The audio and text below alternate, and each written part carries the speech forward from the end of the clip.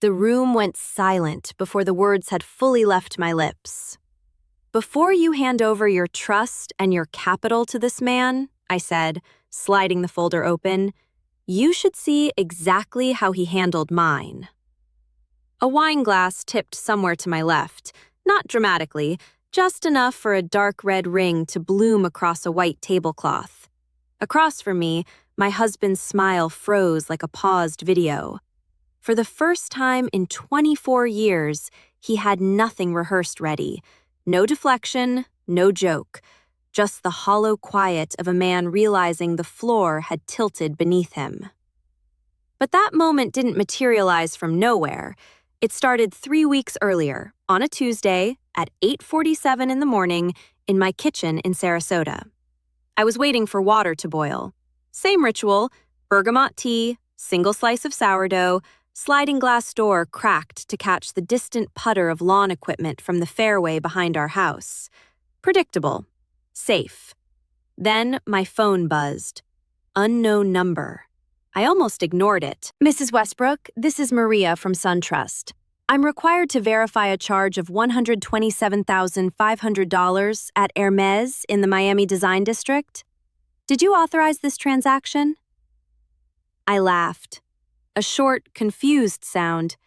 It sounded absurd. "No," I said. "That's impossible." Pause. Keyboard clicks. "Ma'am, the transaction cleared this morning. The card ending in 7394 is your personal line of credit." The kettle screamed. I didn't move. Not our joint account. Mine. "There's a mistake," I said. "I haven't been to Miami in 8 months. Would you like me to flag this as fraud?" I opened my mouth to say yes and stopped. A quiet thought, barely a whisper. "Don't rush." "Not yet," I said. "Give me 3 hours." After hanging up, the kitchen felt altered. Same sunlight, same half-full mug, but underneath, something had cracked.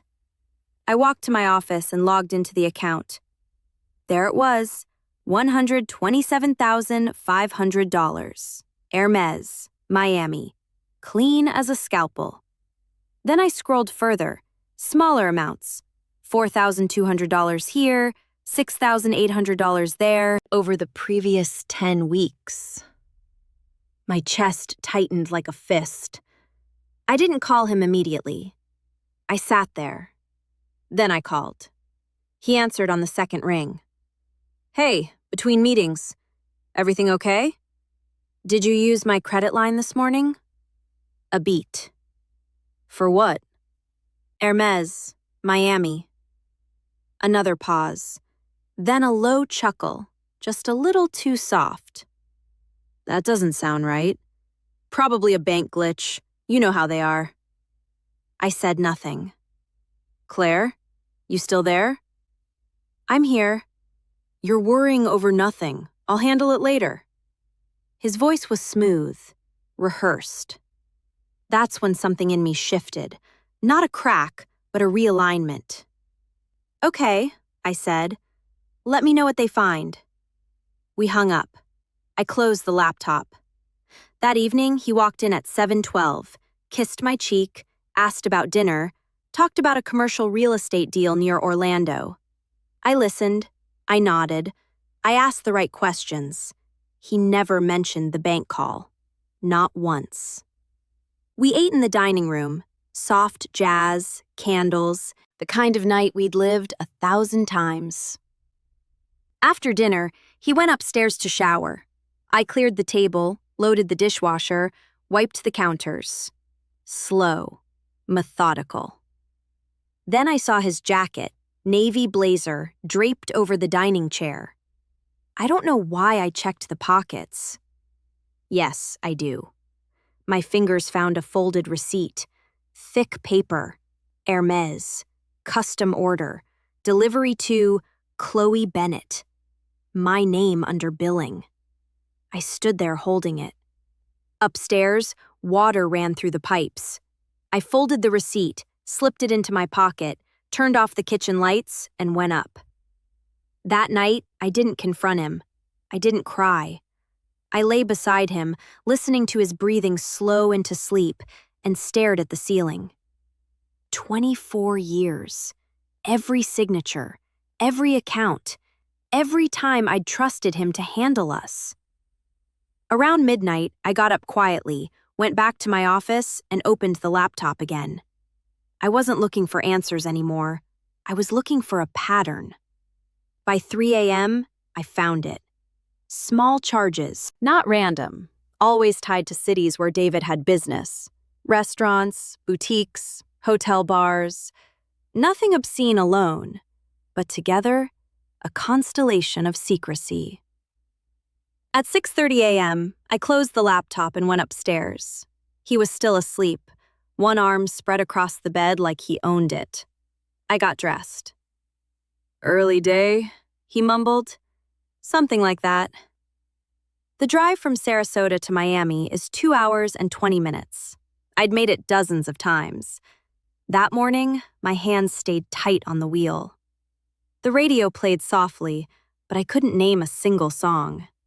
Halfway there, I caught myself remembering a trip to New York 10 years ago. Dinner at a tiny Italian place, his hand warm around mine in the cold. I pushed the memory away. That version of him wasn't useful now.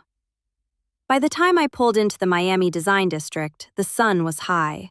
Hermès sat on the corner, quiet, untouchable. Inside, leather, floral perfume, cool air. A woman in her 30s approached with a practiced smile. Good morning, how can I help? I gave my name, Claire Westbrook. A flicker crossed her face, brief, but there. "I have a question about a purchase made yesterday." "Of course." I mentioned David's name. The flicker returned, longer this time. "Oh," she said. "Yes, I assisted with that order. I'd like to review the details." She hesitated, then gestured to a seating area. On a tablet, she pulled up the order. A custom Birkin, exotic leather, special request. "Payment cleared through your account is authorized," she added. "Authorized. And delivery?" I asked. She glanced at the screen. "Ms. Chloe Bennett."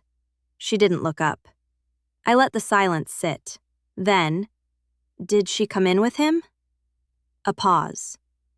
"Yes." I leaned back. Of course she did. That was the moment. Not the bank call, not the receipt. Sitting in a quiet boutique while a stranger carefully avoided pity. At 53, you don't shatter. You take inventory. I thanked her, declined water, and walked back outside. The sunlight felt sharper, colder. He hadn't just spent the money. He'd walked in with her, picked it out, and paid with my name. And somewhere along the way, he decided that was acceptable. I could have driven home, demanded an explanation, screamed. But suddenly the question wasn't, why did he do it? It was, what does he think I won't do? That night, we sat across from each other again. Same table, same plates. He poured wine. "How was your day?" "Productive." He nodded, cutting his steak. "I talked to the bank. System error. Should clear up in a day or two." I looked at him. Really looked. "Are you sure about that?" He didn't miss a beat. "Absolutely." I set down my fork. "David, don't lie to me about something I already understand." His hand paused, then a tighter smile. "Claire, you're blowing this out of proportion. It's a business expense. You know how deals work." A business expense. For a Hermès bag. For his assistant. With my credit. I let out a small breath. "I see." He relaxed, thinking that was the end. Because that's what I'd always done. Kept things smooth. Avoided scenes. He picked up his glass. "You worry too much." I nodded slowly. Maybe I had. Not anymore. That night, after he went to bed, I sat in the dark living room. I thought about everything we'd built. The properties, the accounts, the paperwork I'd signed without question because I believed we were on the same side. And then I thought about that receipt, my name on billing, hers on delivery, the assumption that I would stay quiet, that I would protect him. I stood up, walked to my office, and turned on the light. I didn't need answers. I needed clarity.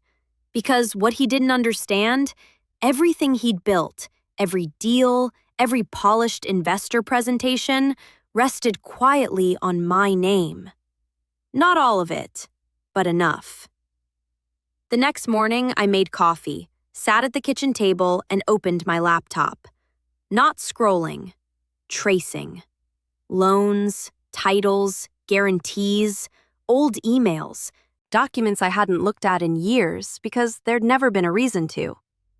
David handled the front, charm, negotiations. I handled what came after. Just for tax purposes, he'd say, sliding papers across the table. And I signed, because I trusted him. By mid-morning, I had a legal pad full of notes. Property on Gulf Shore Boulevard, co-signed. Retail space in Tampa, my credit backing half the loan. 2 lines of credit, both tied directly to me. I leaned back. It wasn't everything, but it was enough to make things complicated. I called Susan Miller. We'd met years ago through the club. Estate planning, business disputes. Smart, direct. She answered on the second ring. Claire, everything okay? I need to ask you something. Off the record. I laid it out. The charge, the assistant, the accounts. A pause, then, I've seen versions of this before. You want to protect yourself. First step, document everything. Don't confront him again yet. Don't move money too fast. That can backfire. I'm not looking to panic. I need to understand my position. Your position, she said, is stronger than you think. We set a meeting for the next day. That afternoon, David texted, "Running late, dinner with clients." Of course he was. I didn't respond. Instead, I opened an old folder on my computer. Tax returns, business filings, agreements. I moved slowly, carefully. This wasn't about reacting. It was about understanding the board before moving a piece. By the time he came home, I had a better picture. Not perfect, enough. He walked in at 9:15, loosening his tie. "You still up?" "I am." He poured a drink. "You seem quiet." "I've had a lot to think about." "Work stuff?" "Something like that." He nodded, accepting the answer. That was David. He only dug deeper when it served him. Otherwise, he preferred smooth, predictable. That worked in my favor. Later, after he went to bed, I stayed downstairs. I looked at an old photo on the shelf, our anniversary trip, 15 years ago. We looked happy, like 2 people building something solid. I set it back down. You don't walk away from 24 years in one clean step. There's weight, history. For a moment, I asked myself, is this really enough to end everything? A bag, an assistant, a lie? It sounded small, but it wasn't. It was the assumption behind it, the quiet certainty that I wouldn't do anything. I sat until 2:17 a.m. Then I stood up. Not because I felt better, but because I'd decided something. I wasn't going to make this loud. That wasn't who I was. The next morning, I met Susan at her office. She walked me through everything. What I could do, what I shouldn't, what would hurt him, and what would protect me. At one point, she looked up. "You've been very generous with how you structured things. I thought we were a team." She held my gaze. "Then now you act like one person protecting herself." I nodded. By the time I left, I had a plan. Not dramatic, not explosive. Quieter. Precise. That afternoon, a friend from the club called. Casual chat. Then, "Oh, I saw David in Miami last week with his assistant. She was carrying the most beautiful Hermès bag." I closed my eyes. Must have been a special occasion. We moved on. But the point was made. People had seen. They just hadn't said anything. He hadn't just crossed a line. He'd done it openly enough that others noticed, and still expected me to stay quiet. I looked at my notes, the accounts, the timing of his deals, the upcoming investor dinner he'd been talking about for weeks. Important clients, new partnerships. Trust. That word came up a lot in his world. I picked up my pen and made one small mark next to the date. Then I closed the folder. I didn't need to destroy him. I just needed to stop protecting him. By the time the investor dinner arrived, everything was already in motion. Not visibly, that was the point. From the outside, nothing had changed. The house looked the same, routines held. David still left early, talked about deals like always, but underneath, things had shifted. 2 days before the dinner, one of his smaller transactions stalled. Routine approval didn't go through. He mentioned it over breakfast, banks being slow. I nodded, probably. Later that afternoon, I made one phone call. Not dramatic, just a confirmation. The credit line tied to my name would no longer support any new charges without my direct authorization. Simple. Clean. I didn't tell him. The night of the dinner, I took my time getting ready. A navy dress, something I'd worn before. It didn't ask for attention. My hands were steady. That surprised me. David came in as I was putting on earrings. "You look nice." "Thank you." "You don't have to stay the whole time. I know these things can get boring." "I'll stay as long as I need to." He didn't catch it. The country club was buzzing. Low conversation, clinking glasses, investors, partners, people who trusted David with their money because he made them feel secure. We moved through the room together. Smiles, handshakes. I played my part. At one point, I stepped aside near the bar and watched him. He was in his element, confident, smooth, telling a story about a recent deal. People leaned in. It was almost impressive. The dinner moved into the main room at 7:30. Long table, soft lighting. David stood near the head, glass in hand. "This is an exciting time," he said. "Opportunities that require trust, timing, and the right partnerships." That word again, trust. I waited, let him speak, let him build it. Then, when the room settled into that attentive quiet, I stood up. I didn't rush, didn't interrupt mid-sentence. I stepped forward as he paused to sip his drink. "David," my voice wasn't loud, but it carried. He turned, smiling. "Yes?" I walked until I was beside him. Up close, I saw the faint crease between his brows. Confusion, not yet concern. I set a thin folder on the table. Neat, deliberate. "Before you ask these people to trust you with their money," I said, looking around the table, "I think they should understand how you've been using mine." The room stilled. David laughed, small, meant to diffuse. "Claire, now's not the time." "It's exactly the time." I opened the folder and slid out a few documents. Not everything, just enough. "A $127,500 purchase," I said, calm and steady. "At Hermès in Miami. Delivered to your assistant. Paid through a line of credit under my name." Across the table, a man in rimless glasses leaned forward. "David?" David's smile tightened. "This is a misunderstanding, a temporary business expense." "The same line of credit," I continued, "that backs part of the Gulf Shore property. And the Tampa retail deal." That landed. You could feel it. Not emotionally, financially. Another man shifted in his chair. "I wasn't aware of that structure." David's jaw flexed. We can discuss this privately. I'm sure we will, I said. But they deserve to know before they decide how much of their money they're comfortable tying to yours. Silence. He looked at me then, really looked, and for the first time in years, he didn't seem certain, just unsure. I closed the folder. I've already taken steps to separate my liability from future transactions, so anything moving forward will be entirely yours.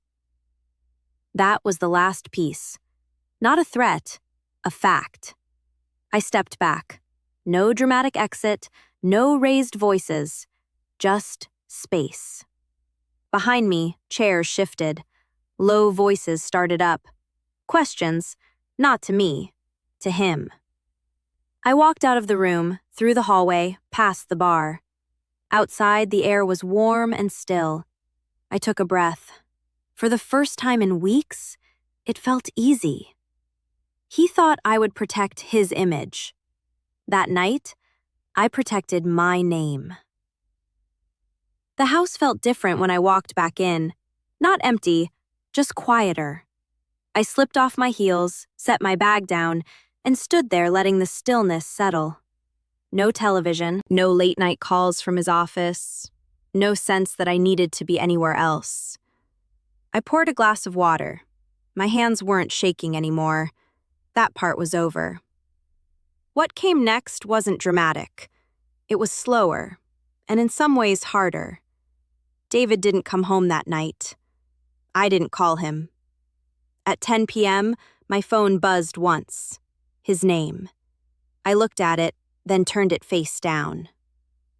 The next morning, I woke early. Same routine, kettle, tea, the hum of the neighborhood, but lighter. Not happy, just clear. At 8:15, Susan called. I heard. News travels fast. In certain circles it does. You handled it well. I handled it, I said. Are you ready for the next step? I looked out through the glass doors at the golf course, a few early players moving across the green. Yes, I am. We spent an hour going over everything: separation of assets, protection of what was legally mine, what to expect if David pushed back or didn't. When we finished, I closed my notebook. No rush, just process. Later that afternoon, he came home. I heard the car, the door, closed harder than usual. His footsteps stopped when he saw me in the living room. We looked at each other for a long moment. You embarrassed me, he said. Not loud, but something underneath. Frustration, maybe anger. I held his gaze. No, I didn't. He let out a sharp breath. That wasn't the place for that conversation. It was the only place it mattered. His jaw tightened. You could have handled this privately. I did. You chose not to. That landed. He looked away first. For a second, I thought he might argue, raise his voice. Instead, he walked to the bar and poured a drink. Slower now, less certain. They're questioning everything, he said. Deals, timelines, things that have nothing to do with you. They're questioning risk, I said, and you gave them a reason to. No, I said, you did.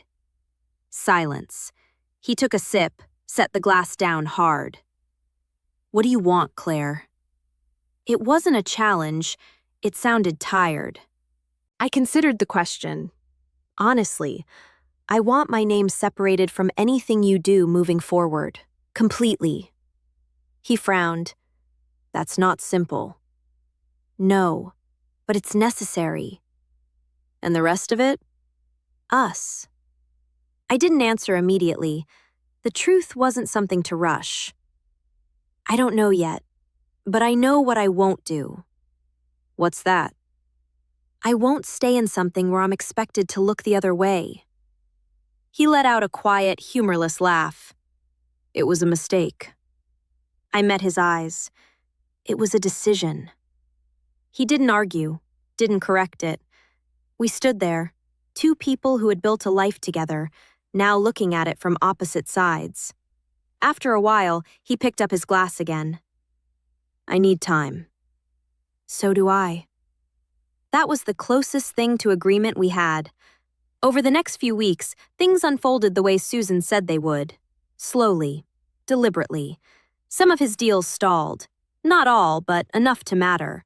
A few partners stepped back quietly, no announcements, just distance. We started the process of separating finances. Accounts reviewed, adjusted, some closed, not dramatic. Paperwork, meetings, signatures, the same tools we'd used to build everything, now being used to untangle it.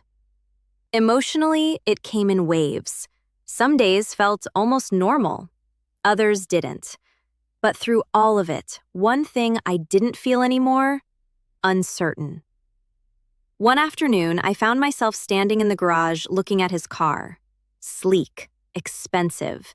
He used to joke it was our reward for years of hard work. I smiled a little, then walked back inside. Not everything needed a symbolic gesture. Some things just needed to be left behind. A month later, I was back at the country club. Same table, same quiet conversations. A few people approached, asked how I was doing, carefully, respectfully. No one mentioned the dinner directly. They didn't have to. I sat with my tea and looked out over the course. The same view I'd seen for years. But it felt different now. Not because the world had changed, because I had.